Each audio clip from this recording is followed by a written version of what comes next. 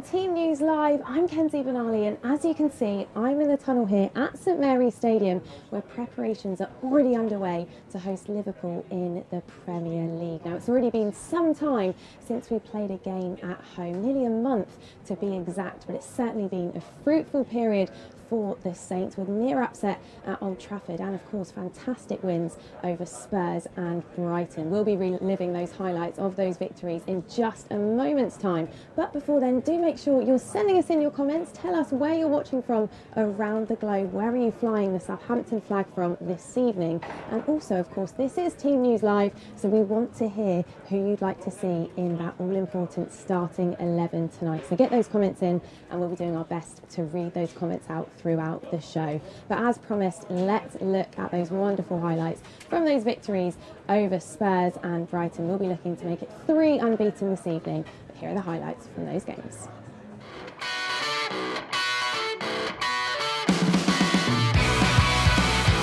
Crossing off the post, nearly an own goal, and then battered away. Free kick opportunity for Spurs. The Dane hits it, clips it off the crossbar and behind for a goal kick.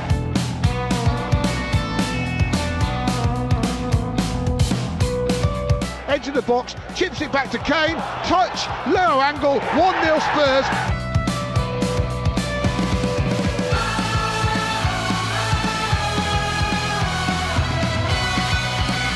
And the ball's not out of play. Long plays into the 6-yard box and Redmond's missed at the near post.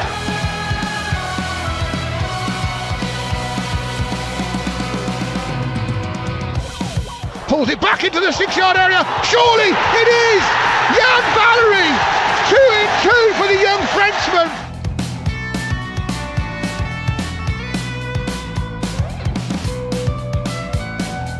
Ward-Prowse from about a yard outside the D, slightly left of centre, looks up, curls it, and gives Southampton the lead!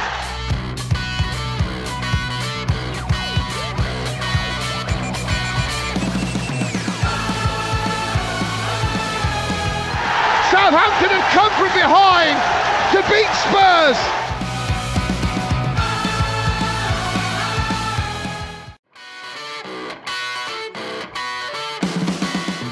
Onto his right foot and fires it fiercely at the near post, and Ryan didn't hold it and he needed Duffy to keep Armstrong away. Bustling up on the left is Højbjerg. Højbjerg just pushed wide in the penalty area, pulls it back across the box, one bounce, Armstrong pulled the trigger. Lockhart into Bissouma, Bissouma hits it against Højbjerg and Saints can break. Now Redmond can turn and run towards the penalty area off the left hand side, into the box, Højbjerg a narrow angle and scores! Scored for Denmark last week, scores for Southampton this week, and they break the deadlock. He's got a goal home and away against Brighton this season. Time and the shot will come in off the crossbar. Montoya was given all day to get that shot away. Brighton hit the woodwork. Cross comes in from the right for them. Guns come a long way. He doesn't collect. There's no whistle and there's no penalty for Brighton. Saints wanted a foul on the keeper. Brighton wanted a penalty. Neither's given. Heads go up, Duffy won it down, but I think it's going to go out for a goal kick. The linesman signalled, even though Gunn had dived on the ball anyway, it had gone over the line, and Michael Oliver, does he bring the game to an end? He does.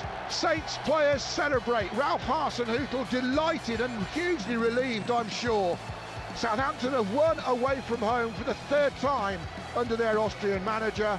It's back-to-back wins in the Premier League on a crucial afternoon at the bottom of the table.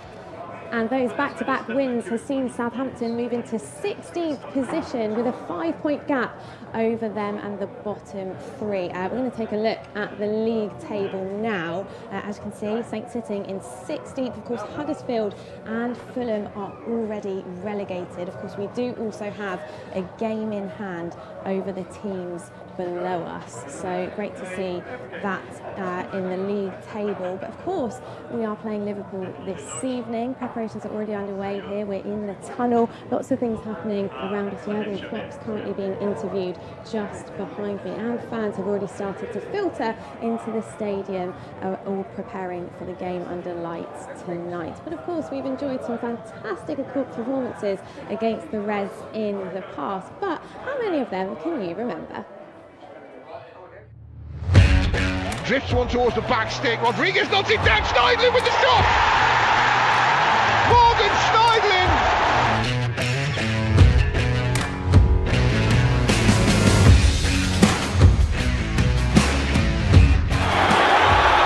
BT, 1-0.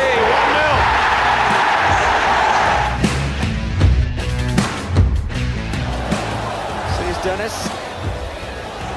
Wallace! Extraordinary header, really, because it seemed as though he wasn't sufficiently far wide.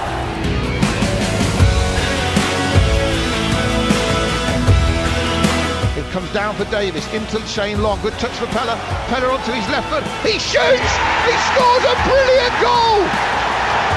Graziano Pella with a left foot strike, low past Simon Mignolet. And it's a fine layup, and a chance straight away, and a goal! What a start!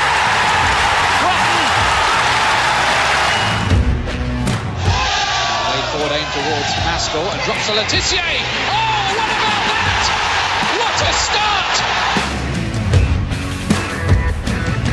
A boost with that run, and then Liverpool miss a pass. Redmond again! He is time he scores!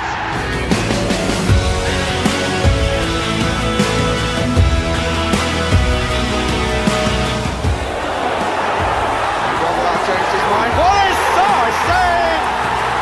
What a magnificent goal! Into Mane on the edge of the box, Mane onto his left foot, shoots! And Mane has his goal! And Beatty, misjudgment by Bishan. Phillips, can he go on here? Beatty's there as well!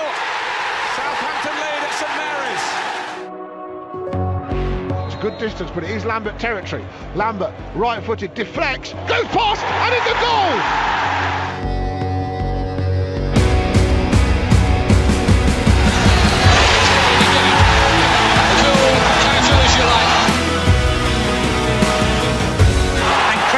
Is on mark, far post, here he is!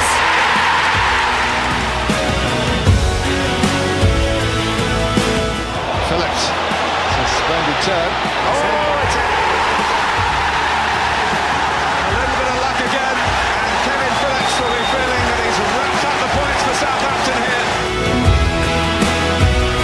Still going Rodriguez, shoots, save, follow up, 3-1!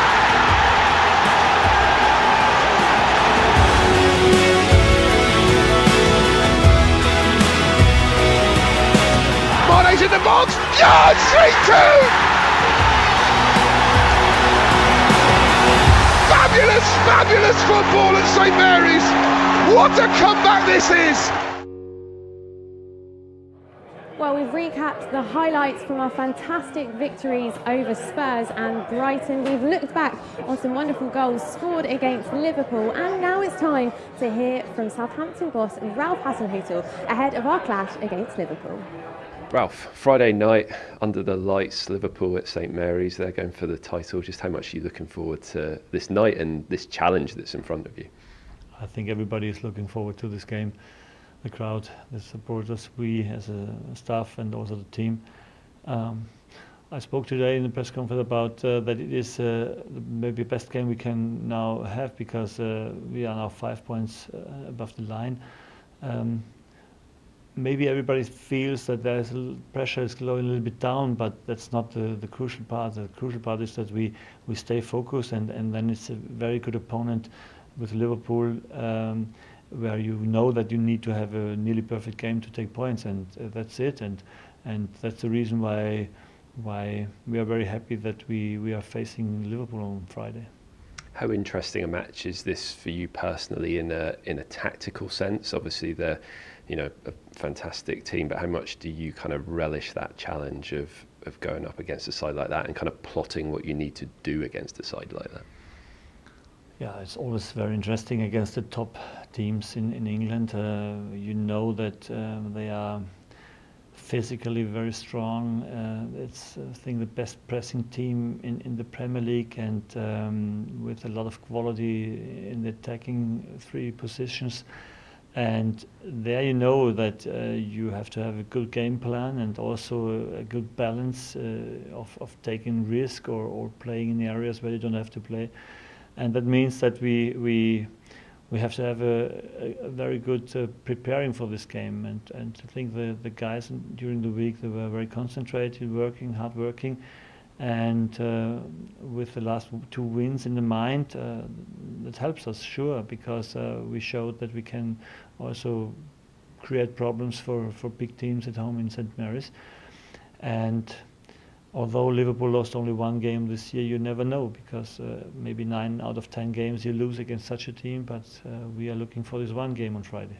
Is it a particularly interesting one, given that their philosophy, like you say, is very much to press the opposition? That's what you and your team like to do as well. So there's some parallels, if you like, in terms of how you and Jurgen Klopp like your teams to play.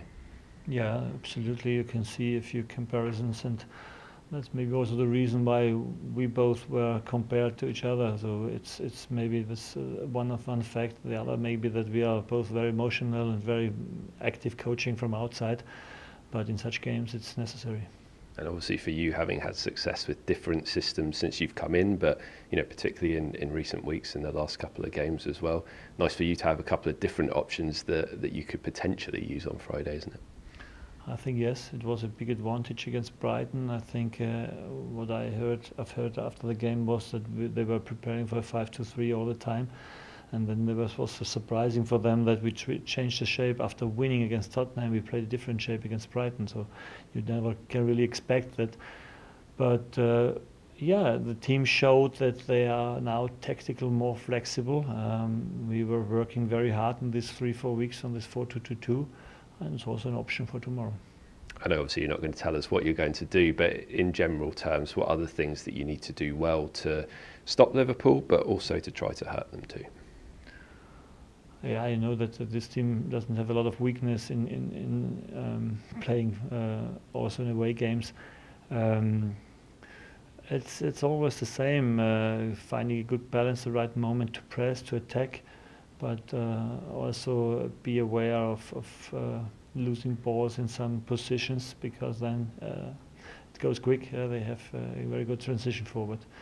Everything you know about this team is that they are in every position on a very, very high level, and combined with a tactical good plan that makes this challenge a huge one. You got a full stadium at the match. I'm sure Liverpool will bring a lot of fans themselves as well. What sort of an atmosphere are you wanting to see from the Southampton supporters for this one? Not a big different one to the last games, because against Tottenham they also had a very good feeling what the team needs in what moment. Also in their first half, where we were not really doing well, they were calm and with patience, and they knew exactly that we are waiting for this moment where we can put our stamp in the game, and this moment will come also tomorrow against Liverpool. And they will have a good feeling to support us in the right moments, I'm sure. Well, if you have just joined us on Team News Live, a very good evening to you. Of course, it's been some time since we've played here at St Mary's Stadium, and we will be hosting Liverpool in the Premier League tonight. Time for some Friday night football action.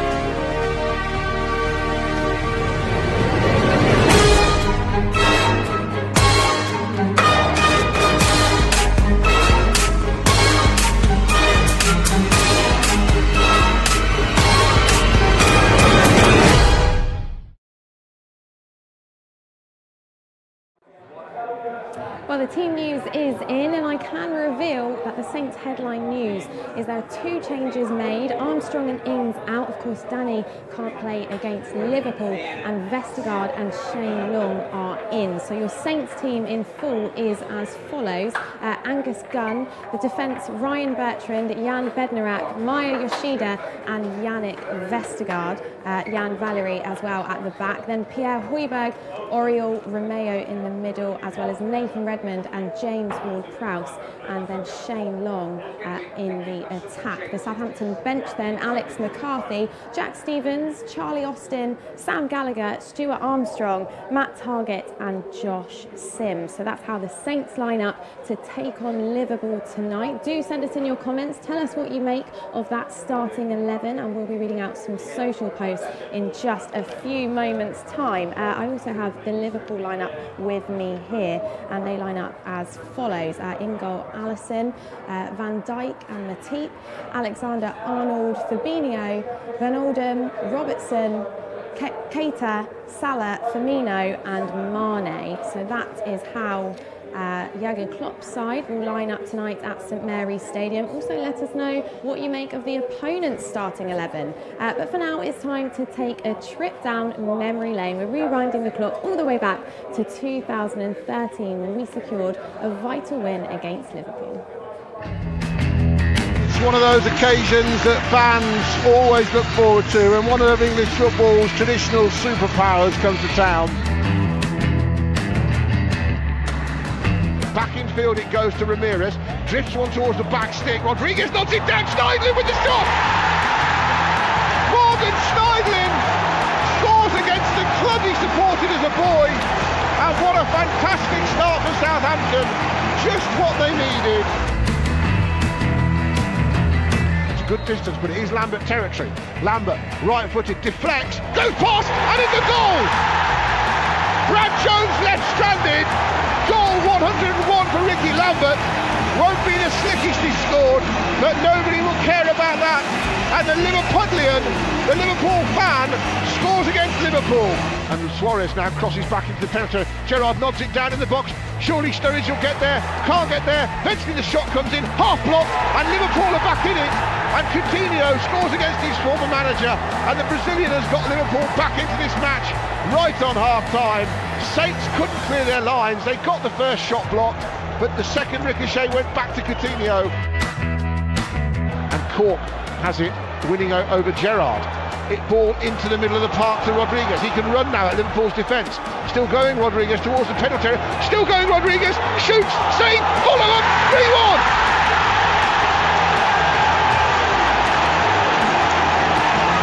Well, Jay Rodriguez has huffed and he's puffed, and finally he's got the ball into the net. Southampton 3, Liverpool 1, and that is no more than Southampton deserve. Well, with the Premier League season approaching its conclusion, let's take a look at our run-ins to take us up to the end of this season. After our game against Liverpool tonight, Saints will return to St Mary's next weekend as they host Wolves.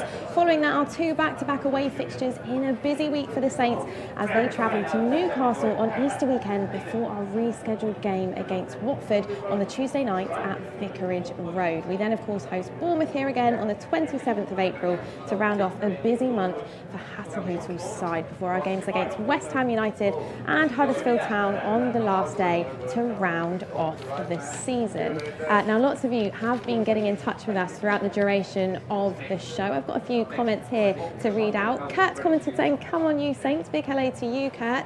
Matt's commented, "Very strong lineup for the Saints." He's obviously pleased with the way Hasenhüttl lines up his side to take on Liverpool.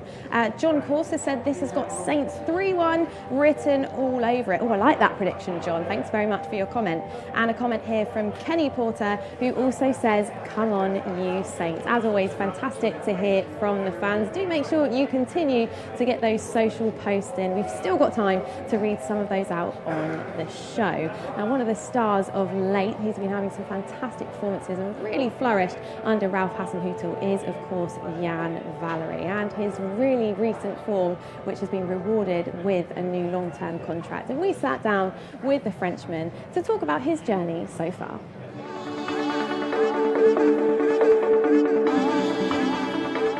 I was always playing football.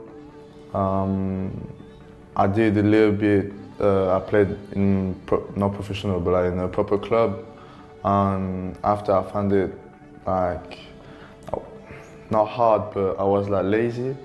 So when the coach was telling us, oh, for warm up, go run around the pitch and things like that, I didn't like it. So after I stopped it, and I said, because I was young as well, I just said I might just play outside with my friends and it's better. So I just stopped football for a while. I tried some other sports, tennis, and after I came back in football, I just kept after staying in clubs and going all the way to here. I was not living in the rough area, I was living outside of it, but all of my friends were from there.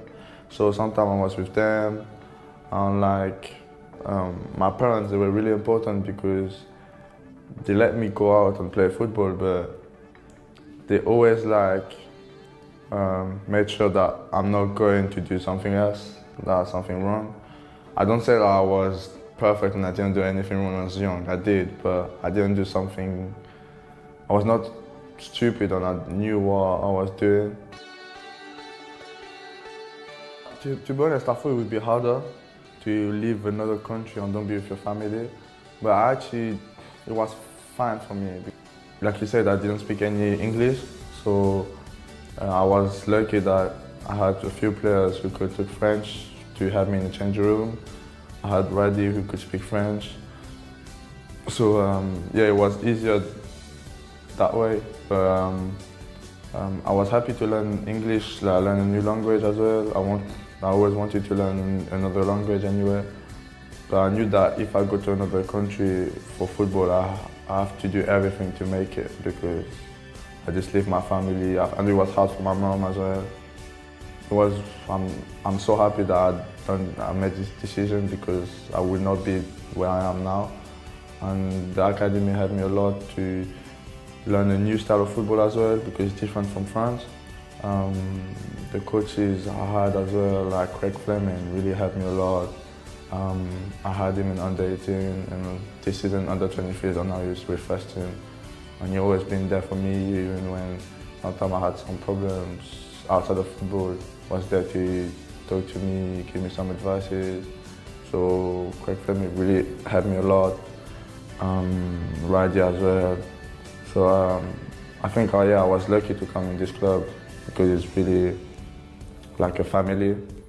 And I think that helped me as well to be, even if I was not in my country or anything, that I had people around me to help me.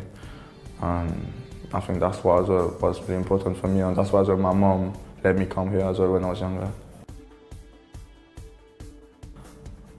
I just went to the pre-season with first team and I could feel that my mentality just changed on the pitch. I was not scared of trying something. I was not scared because I was with first team.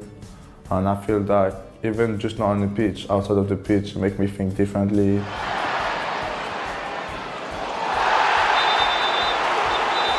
Look, when I had my red card against Leicester, I think before I would react really bad, stay on it, and like for 3-4 days you will see me like down and sad.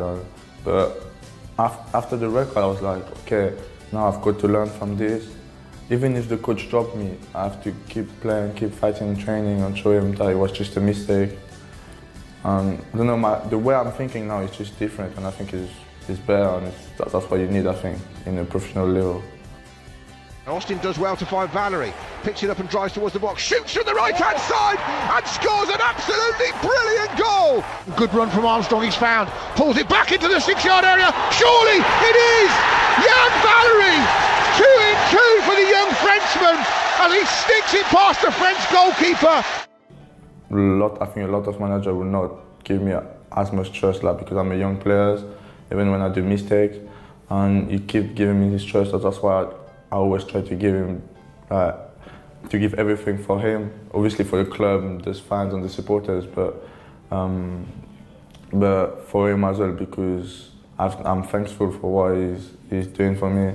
And even on the pitch, he showed me some details that I don't see. Sometimes he showed me some videos. He always tried to make me learn and make me a better player, and I can just feel like that it works. It's like the game last weekend at the back post, he always told me, when he comes from the left, I want you to be at the back post and to finish it, and it happened. So that's why I'm always listening to it, and I try to learn, and I feel I'm learning and improving my game, so I just keep to work hard, and I hopefully like I will be a better player like next season or end of the season, and just keep going up.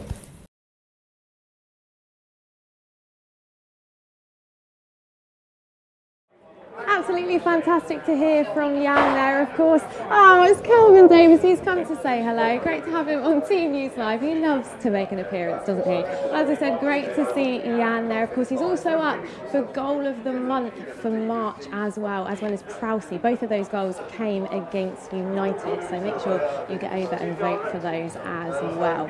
Now, we've seen some fantastic features tonight, but I think you're really going to like this one. Ralph Hasenhüttl faced a press conference with a bit of a difference over the break. Club sponsor Virgin Media sent local school children down to Staplewood for the day, and here's what happened. Hello, what's happening, guys? I'm Nathan Redmond, this is Jack Stevens. We're here with Super Saints and Virgin Media. And we're going to prank the manager, so let's go meet our secret agents. Here they are. Nice to meet you. You ready? Yeah. Let's do it.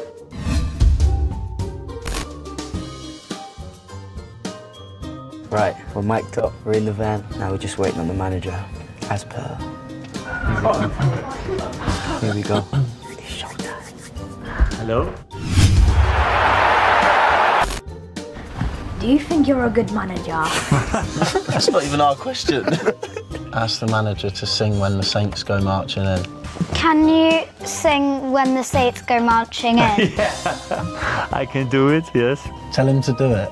Do it. Not in the moment. What skills are you trying to teach your squad? We try to teach every part of our game. So, if we win the ball and try to attack, if we lose the ball and try to defend. Can you ask him why his answers are so long? Why are your answers so long? Are they? Really? I like to give long answers. Ask him who's the biggest complainer. Who moans the most? Ask him if he copied Klopp or did Klopp copy him. Did you copy Klopp or did Klopp copy you? Ah. Starting as a manager, I was a lot of times looking on other managers, but I don't know, maybe someone is copying me now, but I think it's normal. Final question. Ask him and tell him you're being serious. Who is his favourite out of Nathan and Jack? Who is your favourite out of Nathan and Jack? Okay, I don't want to pick players. She asked it. Yeah, she's got. We need to go. Trust him, and that's the most important thing. Oh my God. Now I know what all these questions were about.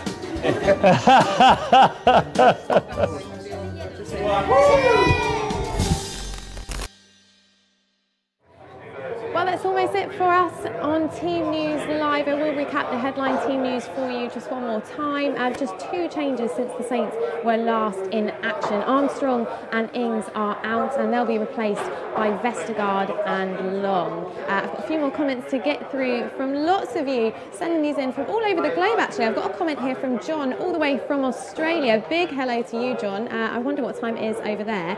He's gone for a 2-1 win to the Saints tonight with Austin to score if he comes on. Eric has said, I'm watching all the way from Norway. Massive hello to you, Eric. Nathaniel, thanks for your comment. He said, long grace, 2-1 to the Saints. Leonie, who's 9 years old, has said, come on, you Saints. A comment here from Phil Jones. He says, in Ralph we trust. We certainly do, Phil. Kate Cousins has commented, finally, Long's back. So she's very pleased to see him in the side. Oliver Chamberlain has said, come on, you Reds. A comment here from Paige. She says, Southampton will get 3 points. I love the positivity page. Tom Hill has sent us in a social post saying, hope Armstrong and Sims get some game time in the second half. And a comment here from Liz, who says, good luck, Southampton. Well, amazing to hear from all of the fans watching us on Team News Live at home. That is all we've got time for this evening. But of course, you can catch all of the action with our commentary duo, Adam Blackmore and Dave Merrington, over at southamptonfc.com when the game gets underway. But for now, that's it from us. We'll see you next time.